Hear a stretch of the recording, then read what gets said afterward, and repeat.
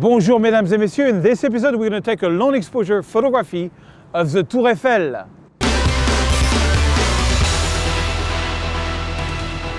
Bonjour mesdames et messieurs, my name is Serge Ramelli, I'm a French photographer living in the beautiful, the romantic, the incredible city of Paris, France. And I make 1 to 2 tutorials per week.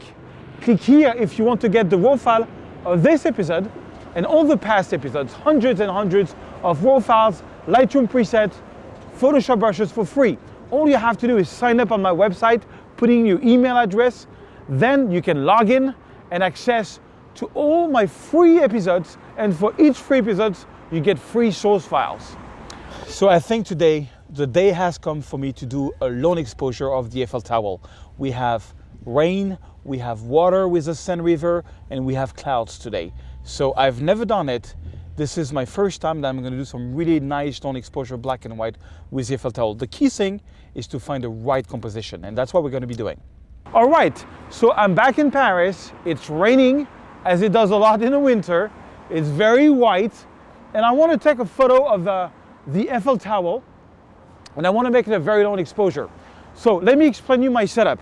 I put my tripod, a little Gizmo tripod that I use all the time. It's a Mountaineer tripod. Very light in carbon fiber. I've had it for 8 years. And 2 legs are here, 1 leg is here, it's pretty stable. Sony A7R II. And what I did is I went into manual mode. Okay, I'm gonna put it at f16 like Alex showed me, my friend from Venice. F16. The ISO, I'm gonna put the ISO at 50 on this one. On the Sony's camera, you can go lower than 100. If you can only go to 100, go to 100. I'm going to put the ISO at 50. So manual mode, F16, ISO at 50, bulb mode. Bulb, B-U-L-B, is a mode that you can use with a remote. When you click on the remote once, it starts taking the photo. When you click on the remote a second time, it stops taking the photo. So I know that with such a day, I can get a good exposure at 3 minutes. At f16, 50 ISO, it's about 3 minutes. So what I'm going to do is I'm going to find a nice framing first.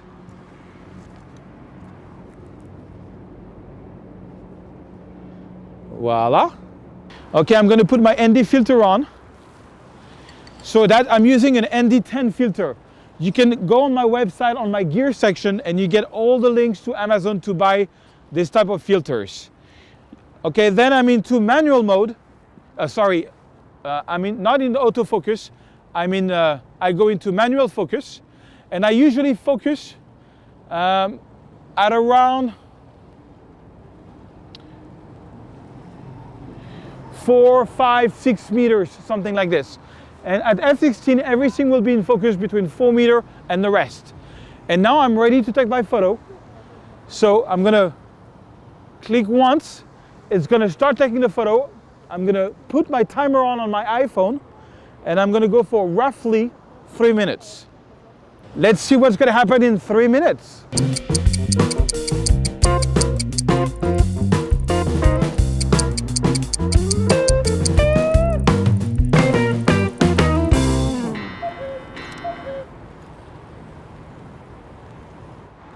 All right, so 3 minutes actually came out pretty all right on this one. So let's go and retouch it in Lightroom.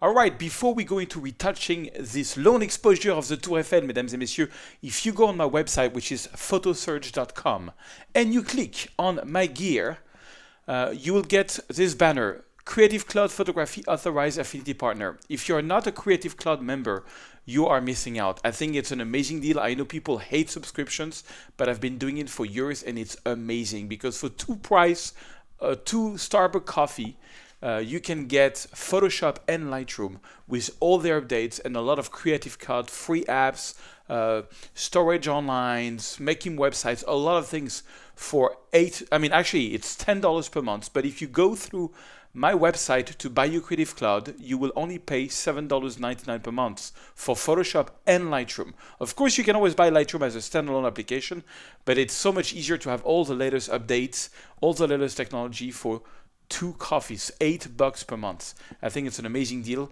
So make sure you use my website if you want to get a Creative Cloud. It helps me do all the free stuff that I do, and you will make an economy of $2 per month. Voilà, mesdames et messieurs. So let's jump over to Lightroom and see our photo from the Tour Eiffel. I've been wanting to do this photo for years, and I was waiting for the right time, and I think it is the right time. So this is the raw file out of the box, as we say. It's a 193-second exposure, f16, ISO 50, which is what I usually go for when it's cloudy. That's like my classic type of time, aperture, and speed. ISO 50, if you cannot go to, if you go to ISO 100 on the camera, then you probably will be around 130 seconds instead of 193, like a bit shorter, like more than 2 minutes and 3 minutes, or 2 minutes and 30 seconds. You just have to try and see which one works the best for you. Okay, first thing first, let's do some retouching. So I'm going to do my classic workflow. I'm going to open up the shadows and bring down the highlights. Crazy. Then I'm going to do my black point, and I'm going to do my white point. Okay, I'm holding the Alt key on my keyboard if you don't see that, to see which point is going to be pure white, so that it comes to that. Okay, and then on this one I'm going to go for black and white, so I'm going to desaturate it. So you can either desaturate, or you can go to the black and white sliders and see what looks nicer to you. So, and then when you go into the black and white slider, you can take this little tool, the target tool. I can click here, for example, on the sky and make it lower, but don't do it too much because you're going to get weird things. You see here, the blue slider on my right is going low. I want this blue slider to go -28, not more. You can also play around with the white balance. With the white balance, it's going to give you different black and white. So I'm adding a lot of blue because I want more contrast in the sky. I want a better sky. So by adding some blue, I do that. But just make sure here, when you play around with the sliders, you don't go above 30. You're making a risk of having artifacts. Okay, we have a lot of dust sensor because I did not clean the dust sensor before, and because when you do lone exposure, you get dust. So we're gonna have to clean that, and I'll show you a cool technique on that, which you probably know already. But in case you don't, I'll show it to you. Okay, so let's add a bit of contrast, and I just want to crop this photo first a little bit. I want to make it more dynamic, more cinematic, something like this, because I want that we see the Eiffel Tower a bit more. You can press O on your keyboard while you're cropping to change the different type of cropping. Actually, rather crop like this using the rule of third. Maybe do some cropping. No, I don't want this. I don't mind that it's in the center. It's a bit off the center, which is, I think, is kind of cool. What I do want though is maybe, yeah, something like this. Yeah, cropping something like this so we see the Eiffel Tower a lot better. Now let's take care of the dust, because there's a lot of dust. The best way to take care of the dust is you click here on this brush, and you click here on visualize spots. You see, visualize spots. If I click here, I will see the spots much better. You make your spot remover about the size, a bit bigger. The inner circle, you see it's 2 circles. The inner circle should be a bit bigger than your spot. And you just spot away and erase the spot. Voila. So I always do it with this, this thing turn on. This way I'm sure I don't miss anything. Spot is really annoying. The problem is that when your aperture is at f16, this is where you get a lot of spots. So you have to really clean your sensor before you go and do this type of shooting. Okay, I think that's pretty good. So now what I usually do is I take the visual spot off, and here there's a very big one, I think because I had a drop of water. So the very big one, I'm going to take care of it. Voila, this is the source circle, and that's that's a destination circle, and that's a source material. It's going to copy whatever is there and blend it. Okay, and you see all the circles there. It's on auto mode, meaning when I go out on auto mode, when my mouse I go out, boom, all the circles disappear. I'm going to press I to take this out, and I think I'm good to go. So that's that. Now I want to add some graded filter to add drama. I want to add some graded filter. Let's see here. I'm going to try two things. Oh, more spots are coming up. I'm going to try two things. I think I wanted the water to be really white and have a, so I think I'm going to go for that. I think that's pretty cool. I love this effect of, I'm actually going to make it bigger. I really want the water to be white, because that's what happens when you make long exposure. The water becomes a mirror of the sky, and the sky being white, it just becomes white again. So that's kind of cool. I kind of like that. New spots appeared due to the fact that I made this brighter.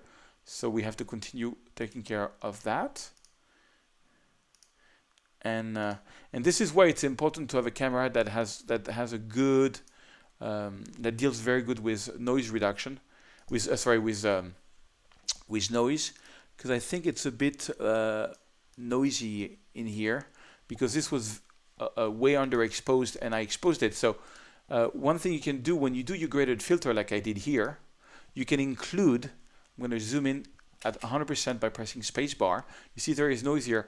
On the same time that I'm doing the exposure, I'm going to take out some noise. Big time here. So now there is less noise here, but I'm only doing it here. I'm not doing it everywhere. It's just because this was way underexposed. I see a couple of spots here. Sometimes the spots you don't see so much with the visual spot. I have the feeling I'm missing something. No? Okay, cool. I really don't like to have spots on my photos. So that's kind of cool. I think I want to go back to the graded filter and add another graded filter. So maybe go the other way to make a little vignette effect. It's funny, every time I make something darker or brighter, it just makes spots to come out. So let's see. What about if I want to have the sky not so bright and have this, the bottom pretty bright. I think it can be a nice effect. That's the effect I wanted to go for. Because, you know, it's funny because people talk about, you know, I don't like when photos are too much retouch, but this photo was retouched not in the software, but in the camera, because I use a lens, a special filter, making a 3-minute exposure, and the 3-minute exposure made the water become white. Is it normal that water is white? No, it's not. It's an effect that was created in camera. It's like if you would put an infrared filter on camera and you get an infrared effect. And like people, some people will say, "Oh, I don't like when it's retouched." No, it was not retouched. It was created in camera. Everything about photography is about creation. You know, depth of field itself is, you know, a technique to alter reality. Anything is the only thing that matters is do you like the result or not? That's the only thing that really matters. I'm sorry because sometimes I see people like, "Oh, I want to have it perfect in camera.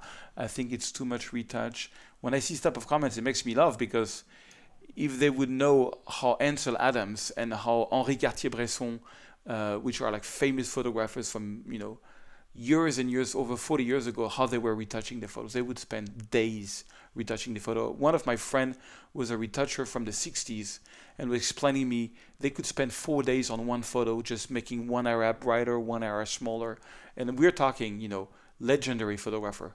So it always makes me laugh when people say they don't like retouching photos because it's been around for 100 years. They just don't know about it. Anyways, so that's that. I don't know, there's one spot there. Sometimes I just go into Photoshop if there's too much spot.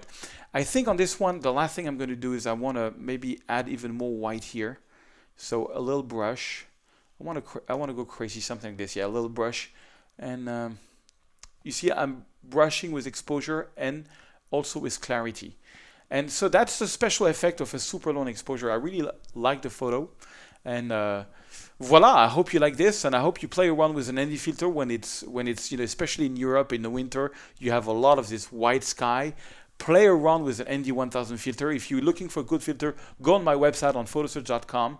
In the gear section, I suggest you on Amazon different type of filters. Some of them are very cheap if you're just starting. Okay, there's one thing left that I want to do on this photo.